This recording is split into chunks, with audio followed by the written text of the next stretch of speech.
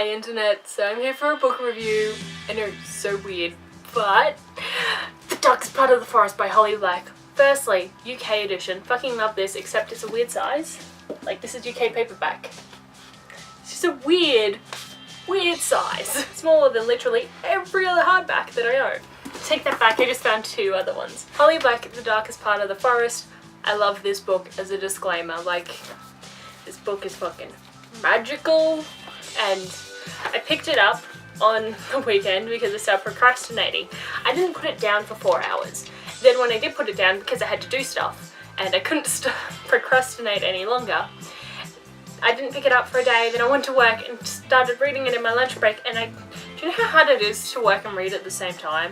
And then read in every break that I get. I finished just before I finished work because I had breaks and I had long wait times where I had to be on hold to other departments. So I was like, I'm on hold. I've done all my other work. So, The Darkest Part of the Forest is set in Fairfold? Forgot the name of the town. Anyway, this place, in the middle of the forest, there is this handsomely gorgeous boy with horns that has been sleeping in a glass case. No one can really remember how long he's been there, he's just always been there. And Fairfold is a unique place because it's right on the border of fairy life and mythical creatures, and the mythical creatures and fairies and fae tend to not go after the townspeople, but tourists are fair game. They're like right on the fairy border, so nothing's too weird for them. And we meet Hazel, who is our main female protagonist, and her brother Ben, who is a really big part of the story, as well as his best friend Jack, his brother Carter, and the horned boy. I loved this story so much. It is pretty fairy and fae heavy, and the only fae series that I love is Throne of Glass.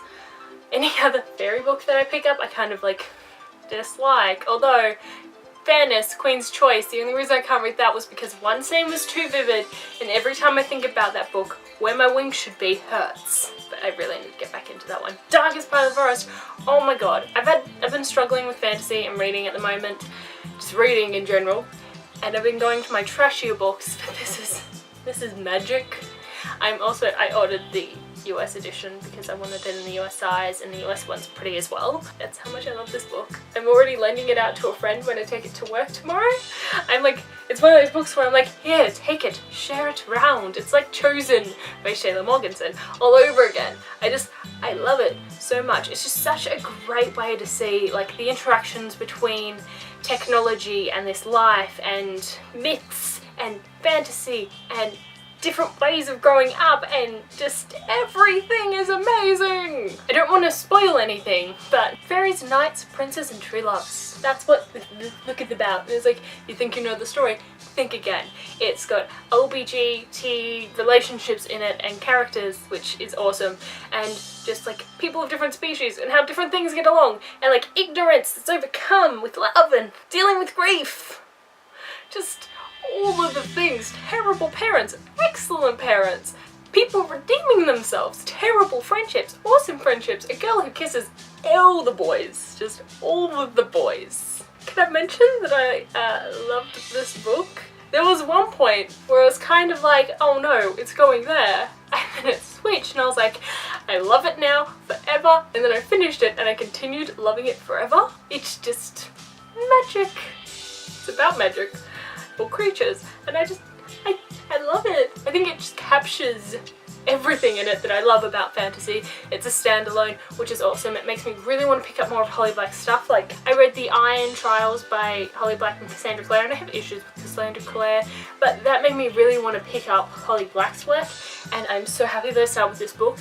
I am definitely buying Coldest Girl in Cold Town soon, which I've really wanted to pick up for ages, and all her other work. And there are so many other booktubers and people that opinions that I trust that love her, and it's just amazing. And Jesse the Reader did a video today where he unhauled this book, and he was saying about the trailer for it. I hadn't seen the trailer, then I've watched the trailer. I want to reread this book again already. It gave me shivers. I love that trailer, and it's on the price shelf. I need to reorganize the price shelf. I need to reorganize the price bookcase. But I have a feeling this is going to change soon because there are more books in series that are on here that are coming out, and I need to rearrange my favourite shelf and my hardcover shelf. Oh God, I love this book so much. I hope you guys are having a lovely week. Get this book and I'll see you next time. But seriously, it's amazing. I can't even do a spoilery talk on it because there's too many things. I need to have a real life person to talk to it to because I just can't verbalize all the things. And I waited for this cover and I am in love with this cover. I'm so happy I picked up this size too because it's a great reading size, but now with the US edition as well. Oh, it's just, look at this. I shouldn't move closer because then I'll be out of focus, but I'm gonna have to do a side-by-side comparison of this and the US edition when I get it.